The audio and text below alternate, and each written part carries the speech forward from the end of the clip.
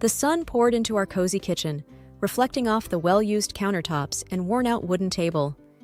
Jake and I sat across from each other, absorbed in our morning routines. I thumbed through a cookbook, trying to find new recipes for the upcoming week, while Jake caught up on the latest news. Newspaper sprawled in front of him. "You remember my work event next weekend?" I began, breaking the comfortable silence. "It's that big fundraiser, the one I've been talking about for weeks." Jake, looking up with a thoughtful expression, responded, "Ah, the annual gala, right? With all your colleagues and their fancy dresses and tuxedos?" I chuckled. "Exactly that one. It's important to me, Jake. It'd mean a lot if you came, and not just for a brief appearance." His eyes twinkled as he teased, "Trying to show off your successful, charming husband, are we?"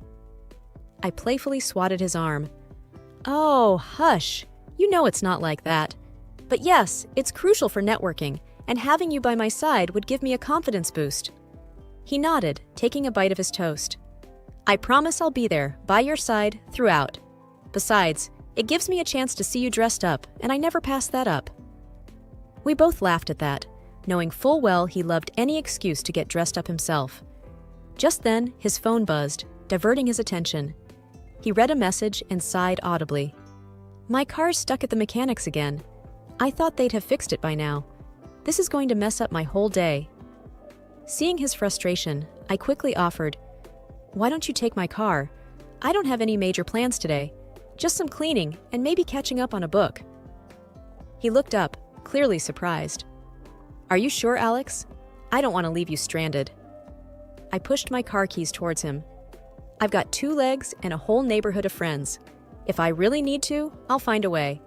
Plus, Mrs. Henderson next door owes me a favor. I helped her with her garden last week, remember?" He smiled, relief evident on his face. "Thanks, love. You always know how to make things work. I promise I'll fill up the tank as a thank you." I grinned. "And maybe grab some of that ice cream I love on your way back?" He winked. "Deal." This simple exchange, a routine part of our daily life, unknowingly sowed the seeds for the tempest that was about to hit our lives. As soon as Jake left with the car, I went on a cleaning spree. The house needed some sprucing up, and there's no time like the present. I cranked up the volume of our old radio, letting the upbeat tunes fill our home. From scrubbing the kitchen counters to vacuuming the living room rug, the hours seemed to melt away. In the midst of my cleaning, I realized I'd missed our little indoor plants that needed watering. While attending to them, I noticed the framed photos on our shelves, documenting our years together. From our first camping trip, where Jake tried to set up a tent and failed hilariously, to our family gatherings where both our families mingled as one. It felt surreal how much we'd built together over the years. As I was lost in memories, I felt a sudden wave of anxiety. Glancing at the wall clock, I noted the time. It had been hours since Jake left, and I hadn't heard a word from him. Pulling out my phone, I checked for missed calls or texts. Nothing. Just as I was crafting a message to him, my phone rang, the screen showing unknown caller. Taking a deep breath, I answered, "Hello? Is this Mrs. Alex Williams?" The voice, firm and unfamiliar, sent a chill down my spine. "It is. Who am I speaking to?" "This is Officer Mitchell from the city police. I'm sorry to inform you there's been an accident involving a car registered in your name." My heart pounded loudly in my ears. "Jake, is he okay? Please tell me he's okay." "He's injured but conscious. You might want to come down here." I felt my knees weaken. "Where are you located? I'll be there immediately." The officer provided the location, trying to assure me it wasn't the worst-case scenario, but it did little to calm my racing mind. On the verge of tears, I rushed outside, desperately searching for a quick way to get to the crash site. Mrs. Henderson, the elderly lady next door and one of the kindest souls I knew, saw my distress. "Alex? What's wrong, dear?"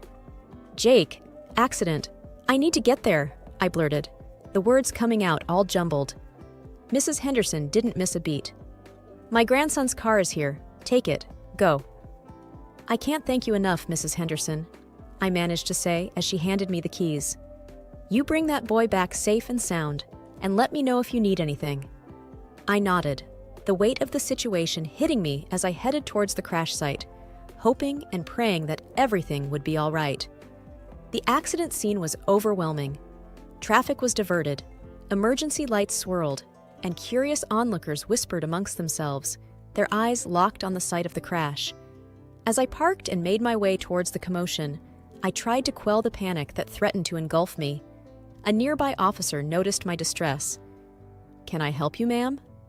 "My husband, Jake Williams, he was in the accident," I stammered. He guided me through the crowd to where Jake was. Seeing him with paramedics, a cut on his forehead and an arm in a sling brought both relief and concern. He was okay, but he wasn't unscathed. "Jake!" I rushed to his side. He tried to smile, his face pale. "Hey, Alex, looks worse than it feels." I gently touched his cheek. "What happened?" Before Jake could answer, a man approached, extending his hand. "Hi, I'm Tom. It was my car that collided with yours." Shaking his hand hesitantly, I responded, "Are you okay?" "Just a few scratches, nothing serious. But I'm more concerned about your husband and the lady who was with him," Tom said, his eyes darting towards Jake. I looked at Jake, waiting for an explanation. "Who was she?" Jake sighed. "She's a colleague from work. We had a meeting, and I offered her a ride home since it was on the way." "Why haven't I heard about her before?" My voice betrayed a hint of suspicion. "It was just work. I didn't think to mention it. And with the car situation today, it just happened," Jake replied, trying to calm the brewing storm. Tom added, "She seemed pretty shaken up after the crash. She took off even before the paramedics arrived. Thought it was strange." This revelation added more questions than answers. I frowned. "Why would she run off?" Jake shrugged. "Maybe she panicked. I don't know." We all fell into an uncomfortable silence. The paramedics were preparing to transport Jake to the hospital for a more thorough checkup. As we prepared to leave, Tom, trying to make amends, said, "I'll take care of the insurance and all. I should have been more careful." I nodded, my mind preoccupied with the mystery passenger and what that meant for our relationship. As the ambulance started up, I made a silent vow to uncover the truth, no matter where it led. After ensuring Jake was settled in his hospital room, my thoughts shifted to the DVR in our car. It was a relatively new addition, a birthday gift from Jake after I'd mentioned wanting one. The irony that this device might shed light on Jake's recent actions wasn't lost on me. "I'll be back soon, Jake," I whispered, giving him a light kiss on the forehead. He seemed drowsy from the pain medication. "Where are you going?" he mumbled. "Just need to sort out some things related to the car. I'll be quick," I reassured him. Heading back to the accident site, the tow truck was already loading our battered vehicle. "Excuse me," I approached the driver. "I need to retrieve something from the car." He looked me over, likely identifying me from my earlier presence at the scene. "Sure, be quick." I nodded, opened the passenger side, and swiftly removed the DVR, hoping its contents remained intact. Back home, my hands trembled as I connected the device to our television. The first few clips were mundane, trips to the grocery store, a visit to my sister's house. But then I found the footage from earlier that day. It began innocently enough, Jake driving, occasionally switching radio stations. Then a woman entered the frame. Even from the side profile, I recognized her. It was Melissa, a co-worker Jake had occasionally mentioned. Their conversation was casual at first. They discussed a project they were collaborating on, some office gossip. But as the journey continued, their chat became more personal. They laughed at shared memories, and Melissa reminisced about a fun night a few weeks ago. My heart sank further when the crash happened on the screen. I watched as Melissa, in a moment of panic, hugged Jake tightly and then planted a fleeting kiss on his lips before escaping from the scene. The weight of what I'd seen pressed down on me. Their relationship wasn't just professional. I felt betrayed, hurt, and unsure of what to do next. Taking a deep breath, I ejected the DVR and placed it in a drawer. Whether it was evidence of infidelity or just a friendly bond taken out of context, I needed to confront Jake. But for now, I needed some time alone to process everything. The sun shone a bit brighter the next morning, but its warm rays did little to alleviate the storm inside my heart.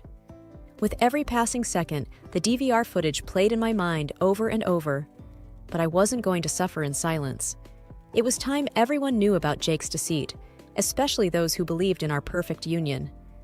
I started with Lucy, my oldest and dearest friend. Our history stretched back to our school days, long before Jake entered the picture. "Lucy," I began as soon as she picked up, "I'm having a get-together at our place tonight. Jake's coming home from the hospital." She sensed the unease in my voice. "Alex, what's wrong?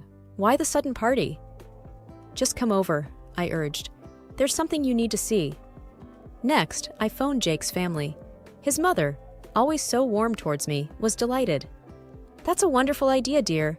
We've all been so worried." I could hear Jake's father in the background. "Make sure there's beer," he shouted jovially. Even Michelle, Jake's overbearing sister, was pleased. "It's about time you did something right for my brother," she remarked snidely. Throughout the day, I busied myself with preparations. There was food to be cooked, wine to be chilled, and a living room to be rearranged for the night's entertainment. By the time guests began arriving, our home was filled with the tantalizing aroma of roasted chicken and baked goods. Jake, having been discharged earlier, walked in to find our house bustling with activity. He looked surprised, yet pleased. "What's going on?" he asked, a small smile forming on his lips. I forced cheeriness into my voice. "Just a small gathering to let everyone see that you're all right." He leaned in, kissing my forehead. "You're full of surprises." Lucy, who had been watching from a distance, approached us. "Glad to see you up and about, Jake," she said, though her eyes were questioning as they met mine. The evening progressed, filled with light-hearted banter and the clinking of glasses.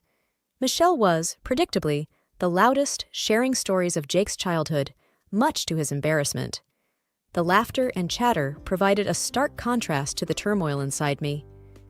As dinner ended and people moved to the living room, I knew the moment had come. "I've got something to show everyone," I announced, holding the DVR remote. Jake looked puzzled. "What's this about, Alex?" I pressed play without answering. The room fell silent, save for the video's audio. As the scene with Melissa played out, gasps filled the room. Jake's face turned ashen, realizing what was happening. As the video ended, Lucy broke the silence. "Alex, what was that?" Jake, flustered, tried to interject. "It's not what you think." The room was abuzz with whispers, and all eyes were on the two of us. The stage was set for Jake to finally explain himself. The weight of the truth descended heavily on the room, muffling the chatter that had once filled it with joyful noise. Stunned faces looked from the now silent screen to Jake, their expressions ranging from shock to disappointment. Lucy, forever the anchor in my life, was the first to voice her confusion, her eyes darting between Jake and me. "Alex, why would you show this? What's happening?" Jake, sensing the rising tide of questions and accusations, tried to take control of the narrative. "Listen, everyone, it's not what it seems. Melissa just needed a ride. The hug, the kiss, it was just in the heat of the moment after the crash." Michelle, eyebrows furrowed and usually so critical of me, looked distraught. "Jake, you're not making sense. First the rumors, and now this? Why would she even be with you in the first place?" He looked down, searching for words. "It was a work thing. We got close. But it wasn't serious. It was just a one-time thing." Jake's mother, Mrs. Anderson, a pillar of grace and kindness, looked shattered. "Oh, Jacob," she murmured, her voice tinged with disbelief. "This isn't like you.